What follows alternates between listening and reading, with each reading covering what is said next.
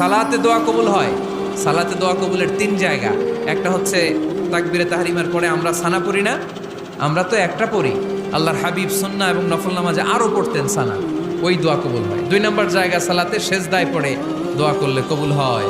আকরাবু মা ইয়াকুনুল আবদু মির রাব্বিহি ওয়া হুয়া সাজিদ ফাকসিরু ফীহি দুআ। বান্দা যখন সেজদায় লুটিয়ে পড়ে, বান্দা আল্লাহর সবচেয়ে কাছে চলে যায়।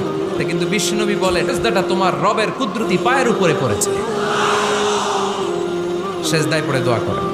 সালাম ফিরানোর আগে বিশ্বনবী দোয়া করতেন, লা ইউসাল্লিমান্না আহাদুকুম হাত্তা ইয়াতাআওয়াযা মিন আরবা'a।